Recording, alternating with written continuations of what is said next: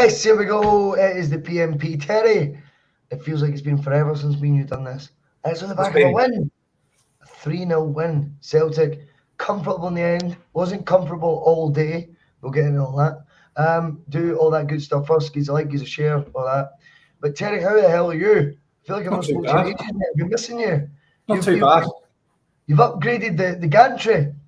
No, I'm up in the Brothers here, up in Frank's Bar and Lounge, up in Randallstown.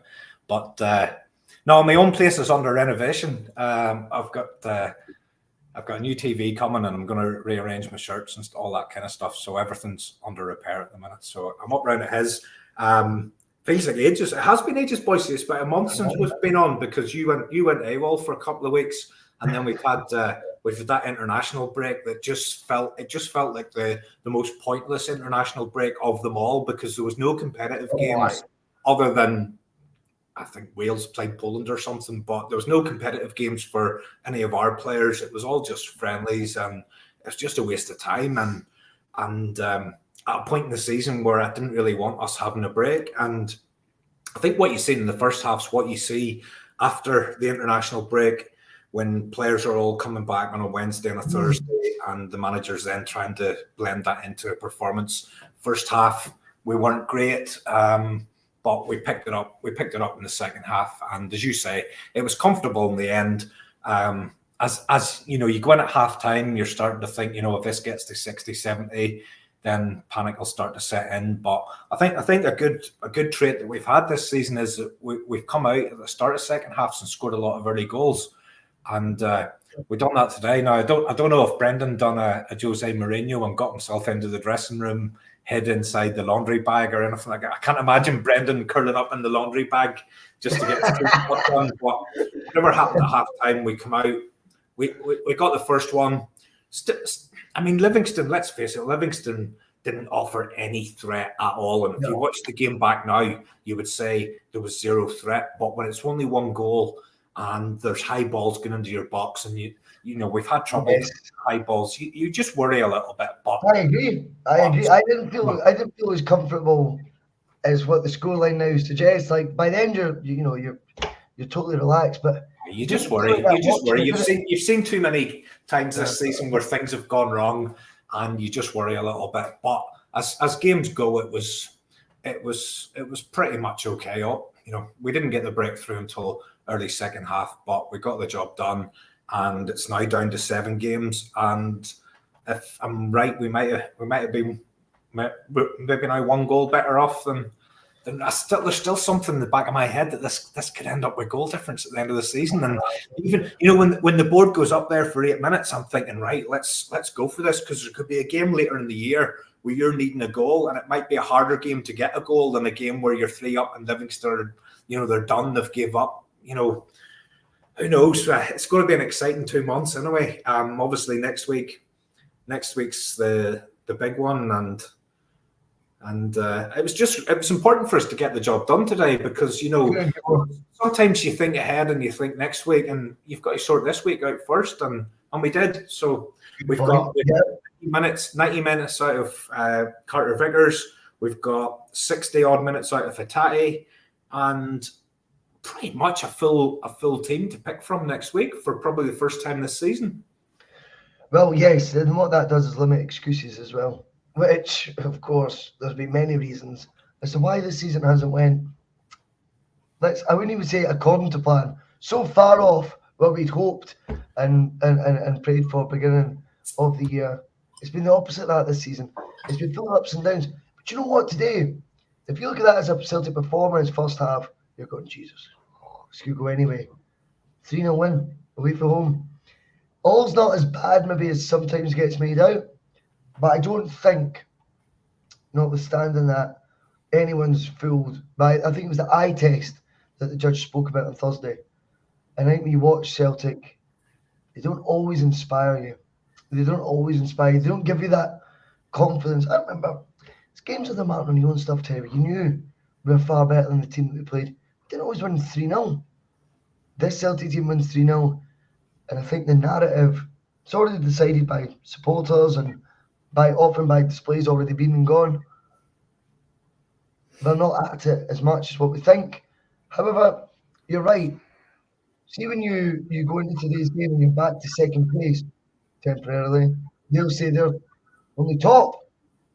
Or are we only top temporarily because they've got the game in hand? I felt it was massive. We made sure we had our noses in front again today. Massive going into the game in 7 days' time. What sort of an impact does a win at the worst Livingston team I can think of in a decade? I know Martindale's been the manager throughout, but they're shockingly bad team. And yes, it was nervy at times, but I didn't feel they were a good side. I think we're playing a team that should be defining title races, albeit, had we not got the win today, the impact that has going into next week changes the whole dynamic. So it is a massive win. However, does it play that big a role in what happens at Ibrox next week? Or was it just that was a must-do situation? We had to win today. We won today. Now we can full focus at Ibrox. No, if we don't win today, Bhoycie, next week for me becomes irrelevant. We haven't got another slip up here.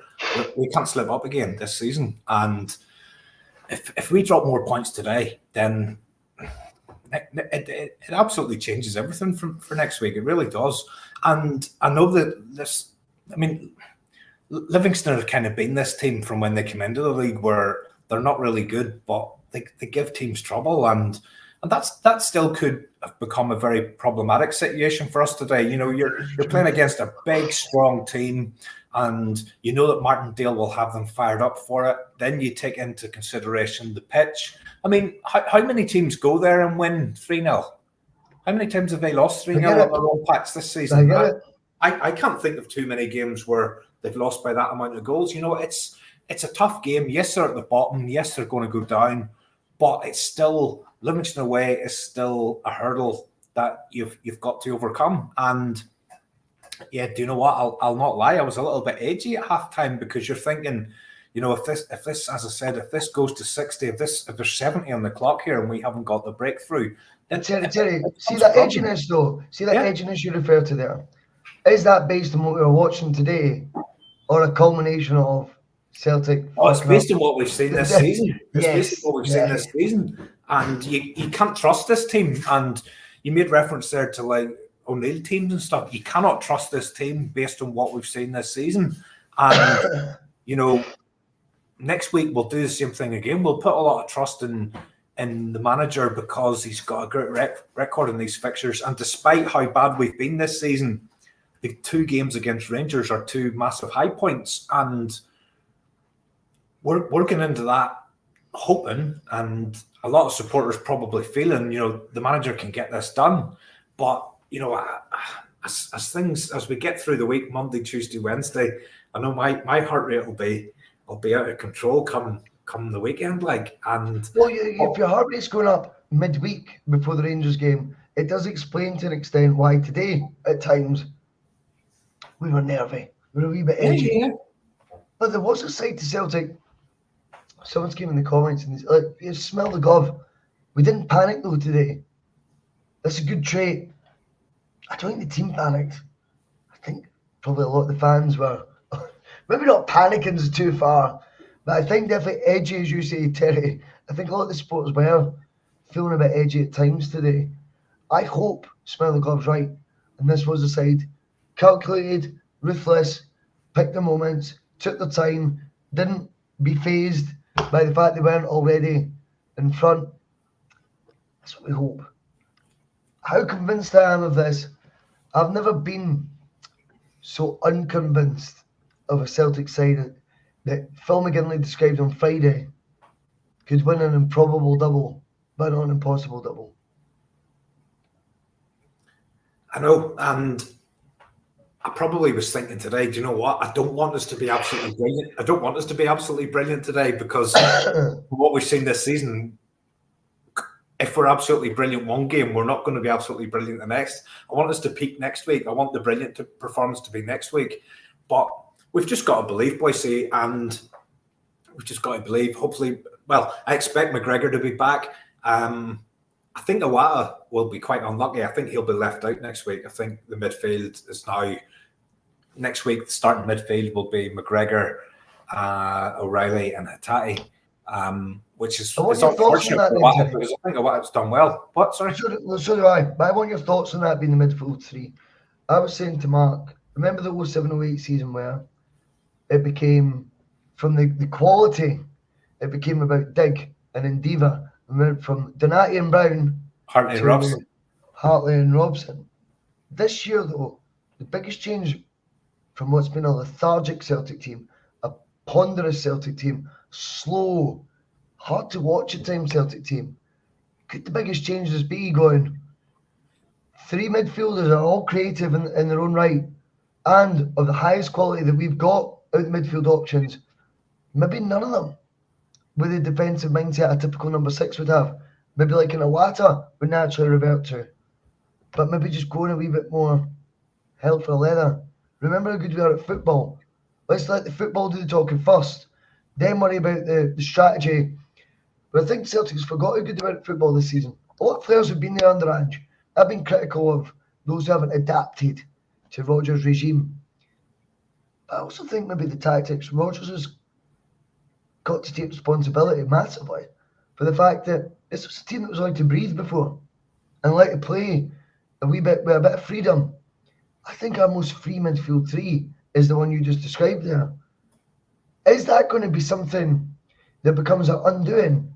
Or is it going to be the type of flip that this Celtic team needed, albeit the complete polar opposite of the one I'm referring to for 2007-08, where we went from creativity to hard work? This might be one where we go from a bit pedestrian to up in the ante a bit. I think with those three, it's the best chance of that. I think the only two options are McGregor, O'Reilly and Hatate, or Iwata, McGregor and O'Reilly. And it will just depend how Hatate's come through that game today. And it will how close McGregor is. I mean, the sound bites from the manager were that he's going to be available next week. And if he's available, then McGregor plays. I suppose did we see enough from Hatate today for him to start? But everything's positive, Bhoycie. Hatate's back. He's got minutes in the legs. McGregor's on the way back. Iwata's playing well. He can be relied on. And Bernardo's now back on the goal trail. And O'Reilly's involved. O'Reilly's got a goal today. So it's all good. There's 5 there. And it's bubbling up quite nicely. And whatever he decides to go with, then fine. And he's got a couple on the bench that if we need to change it, then he's got people there that can come in and we can. So who's more unlucky then, Iwata or Bernardo? I think Iwata, because Bernardo has his he kind of peaked for 4 weeks and then he fizzled out again. And I'm just hoping that the fact he's come in and got a goal today, that he's maybe going to peak for another 4 or 5 weeks. But I think Iwata's been solid. I mean, he got a lot of stick in the Hearts game. I wrote the Hearts game off completely, and I still write it off completely. But Iwata was decent again today, but I just think he'll probably be the one that misses out next week. But I think the manager's talked about this before. It's not about the team that starts the game. It's about the team that finishes the game. And I think next week might be that. There might be a starting 11, but we'll use the 5 subs, and it'll be a real squad effort next week. But those 5 are sort of bubbling along quite nicely. So no matter what the combination is, I don't think there's anything in there that we need to concern ourselves about. I love Hatate. I just thought it was great to see him. He's head up. He's trying things. Sometimes he gives it away. Sometimes it comes off. He's shown before when he's come back. Yep. It's taken him a few weeks to really find his groove. But what did you make of him today overall? Because I thought he was all right. I thought he is brave in the ball. He does try things that won't always come off, and you can get criticised for that, or you go, that's game defining if it comes off. I don't know if I'm maybe reading too much into it. I just get this feeling he's never going to be the same Hatate again whilst Ange, maybe it's because Ange isn't there or whatever, but I just feel there's been a change. And you might be right though. It might just be you come back for injury, it takes game by game basis you start judging it on. But maybe I'm expecting too much. I can't help it though. Even today I thought, yeah, he was brave, he tried a few things. I still think he was a real Hatate that, I don't know. Maybe I've made up. Maybe there's a myth that players get better when they're not in the team, I suppose, as well. And I do think there's been a case for players getting worse because Andrews isn't there and Rodgers is in situ. I think that's a fair debate as well. I hope we see a tie that we've seen for his first 18 months under Ange. I'm not convinced he's going to be as important as who that guy was in the remaining 7 games. I think he just needs a run, Bhoycie. He hasn't had a consistent run this season at all. You know, he came back at the start, and the manager was, you know, he was hesitant with him when he first came back. You know, he was putting Turnbull in ahead of him and things like that. But then he got injured again. Then he came back. Then he got injured again. I think, you know, next week might be a little bit soon. He probably needs 2 or 3 games. But I think the quality that he's got next week, if he's ready to go, I think you throw him in, and then it's O'Reilly plays, and it just depends if McGregor's ready. If McGregor's ready, then to me it's an easy decision. It's those 3, and that's what we start the game with. What it looks like at the end, I don't know. Well, that's my point. I mean, I don't want to put unfair expectations on Hatate, and I don't like to be revisionist as well. But you can't help it. Recency bias is something we all live on, and I do think absence makes the heart grow fonder as well. Players get better sometimes in their way. And I think Hatate's performances towards the end of last season probably weren't as far away as what they've been at the start of this season. But Hatate, in general, over his 18 months at Celtic, was right up there. And we've never seen anything close to that under Rodgers. Stuart Miller's saying there, though, that's his first start since October. You talk about running games, Terry. But you also told me at the start there's just 7 games left. Can't offer running games and title running, and I do think it makes the decision difficult, more difficult, shall we say, to bring Hatate in. My hunch is Rodgers isn't his biggest fan. I don't know why. I could be wrong. It's just this hunch I've got, and I wonder if he might be sacrificed at Ibrox, and he will go with maybe a more steady Iwata or Bernardo, who scored the last time the two sides featured. I don't know what to make of it with Hatate. I think the thing with a weird hunch is the best way to describe it. I don't think he's Rodgers' guy. Got nothing to base that on. But I do get that as well. But I think the reassuring thing is we know that Bernardo can do it in this fixture, and that goal today will do his confidence no harm at all. And we know that Iwata is more than capable. So whatever 3 out of the 5 that he goes with at the start, I'm more than happy with that. I think that area of the pitch is one where we can. Is that a piesports.com pie that's getting put in the microwave there? No, it's Rustlers. It's Rustlers. It's not one of the sponsors. It's a Rustler chicken burger. A Rustler's burger. But no, I think it doesn't matter what three he goes with. I think all 5 are totally capable. My own thoughts is I think he'll go for it. I think he'll go for McGregor, O'Reilly, and Hatate. That's what I would go with. I think that's what the manager will go with. But if he doesn't and he throws Bernardo in, which he has done, he's gone for Bernardo in the trickier fixtures, or if it's Iwata, I'm more than happy with that. I'm buying into this, that it doesn't matter what team starts it. It's more than just 11 now. I'm more intrigued actually, and I'm keen to get your thoughts on the front 3. I think Kyogo starts because of how he's played in this fixture, and he'll scare the life out of them. Maeda starts. I thought he was very, very industrious today, even more industrious than he normally is, but I thought he was so wasteful with his final ball. The right-hand side is probably the one for me that there's still a bit of a question mark over. Has Kuhn done enough today? I think he probably has. Yang came on and done okay, but I think Kuhn has done enough. But I wonder, could you even see him throwing Forrest in for a start, Bhoycie? Do you think could he do that? It wouldn't surprise me. I wouldn't be against that either, by the way. Fuck. If you'd said to me 31st of March when Rodgers was announced last summer, you'd tell me James Forrest. I know. James Forrest could start Ibrox, must-win game. I'd be disappointed if that was the future plan that Celtic had. However, we are where we are. I don't know. I think he might go with Yang as opposed to Kuhn. I think go for the pace. I'm pleased though that Kuhn's come on to a bit of a game. I wrote him off. I genuinely did. I wrote him off. Players get written off so quick. I know. We're all guilty of it. I'm the worst for it.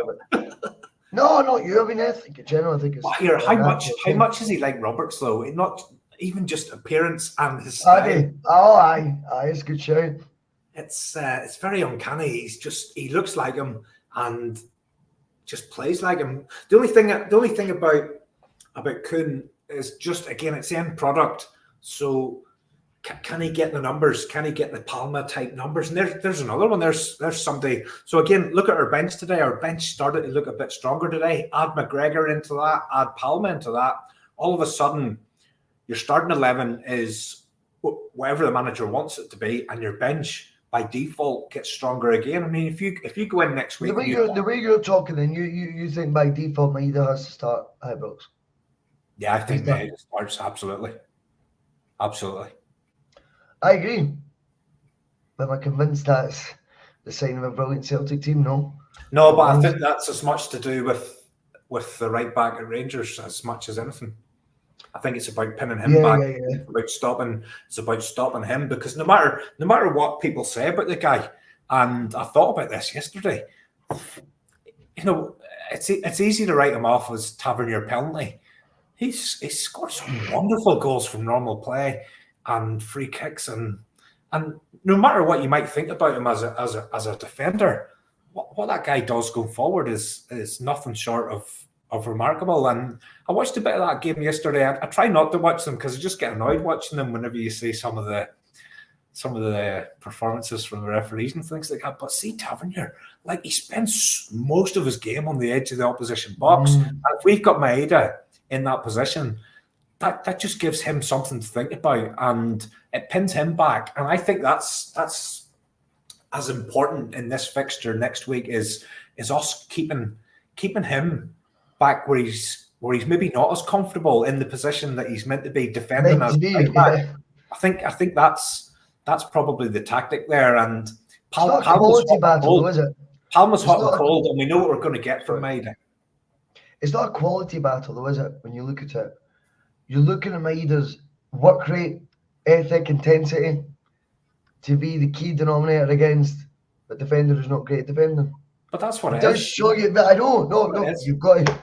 You can't dress up make something that's not. No. I think before, maybe Rangers were so far off it then, as people like to say, and Celtic were flying under Rodgers first time around. I don't know. I always felt like Rodgers' team back then was more defined on a football will do the talking. Quality wins the day. Now, even what you're saying there, I think you're right, by the way. Just wonder if it's came down a peg or two for there. And now it's like, but Maeda can run like fuck. And he can put pressure on their fullback, who's not really a good fullback, but fantastic going forward. I don't know. Were these the arguments having before? Or before was it always about play to the strategy we set out to do? Maeda's done well in this fixture. He's done well in this fixture before Maeda. He's done okay.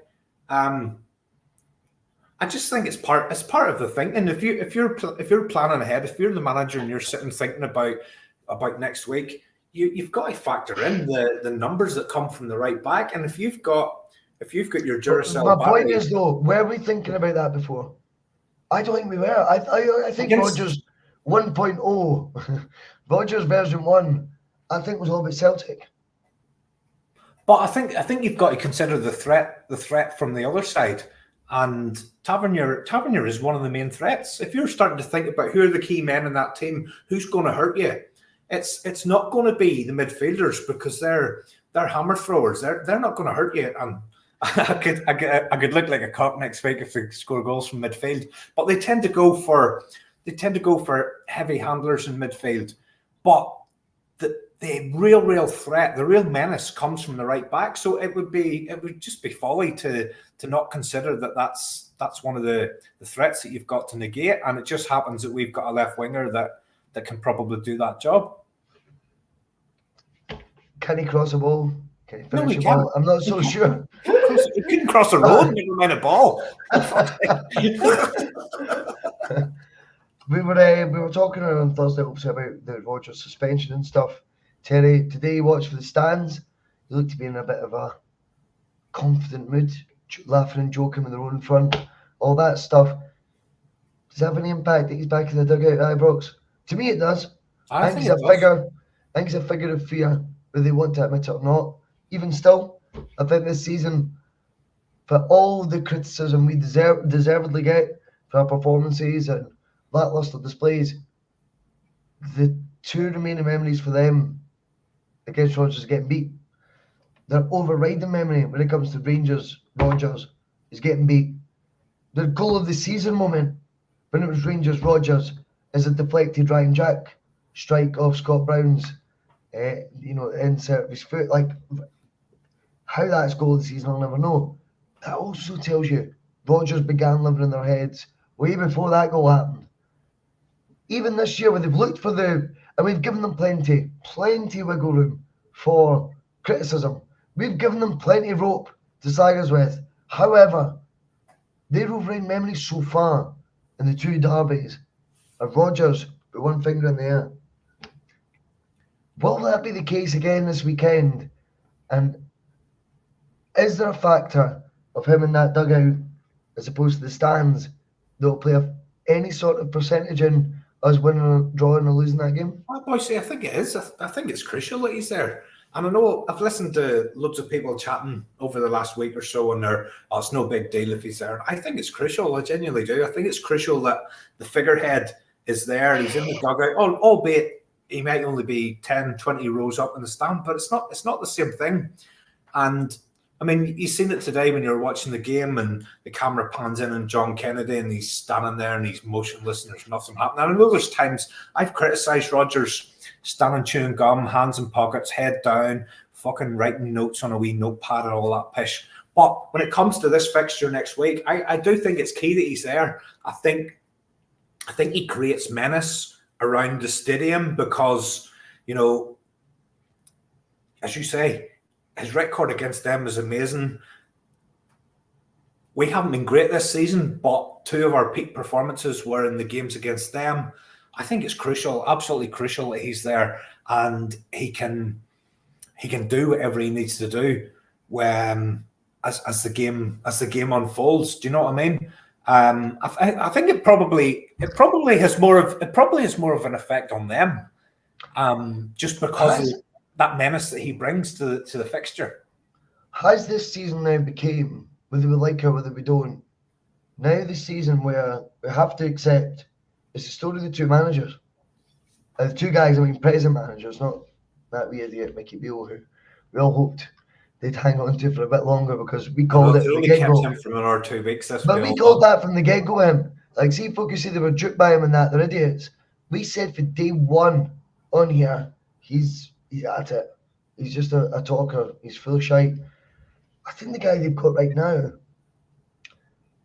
the turnaround reads have been on, first and foremost, the professionalism he's brought, the upturning form you've seen from certain players there that were maybe getting derided early in the season. Lundstrom and Desser's been two. Beaton, Dickinson being another John two. Beaton, aye, true. Yeah, what about this question, Bhoycie? Sorry to cut across you. Who's going to get the gig in the middle of the park? Who's going to be the ref? I have no idea. I have a feeling it might be Wee Willie. Well, if the story was about the ref, let's say it wasn't about the ref. Back to the point I'm making. Since Clements came in, Rangers' upturn in fortunes can all be pointed towards him. Absolutely. Celtic raising standards. And if Celtic were to win the league this year, I may try to be consistent, which we all struggle to do. Look at what's been up against them. Look at how much has been on fans banned from the stadium. I can't be asked going through it all. it could turn into whichever one of us win the league this year, it's all going to go to whoever's manager gets over the line to get all the credit. I think it is about the managers now as much as it is the teams. I get that. I don't know what. I'm not even going to go down that route. I was going to go down another route, but I'm not, because I don't like talking about referees and officials. But see, when I watched that one yesterday, I just honestly think every week gets more comical than the week before. It's just like they're just looking for things that they can give. But let's can that. Let's forget about whoever is the referee. Let's think about the players on the park and the managers. And I totally think that's a good way to look at it. It's now become a battle of two managers. It's become a battle of a club that changed managers whenever it became clear that things weren't going well, against a club that didn't change managers whenever it looked as if things weren't going well. That shocked the world by appointing them in the first place. It's now down to those two managers. Yeah, the narrative's massive for the managers, I think. I think it's massive for those two. I think Clement is everything that Michael Beale wasn't, Clement is for But Rangers. then that makes it massive that they're both in the dugout, because if one of them's there and the other one isn't. Great point. Yep, I totally agree. I think the story going forward, whoever wins this title, the manager's going to get a hell of a lot of credit. Do you feel, Bhoycie, next week, whoever wins, if there's a winner next week, that team wins the league? I think that's the case. I would love to be so convinced. But do you not think if we've won the first three derbies, we win the last one?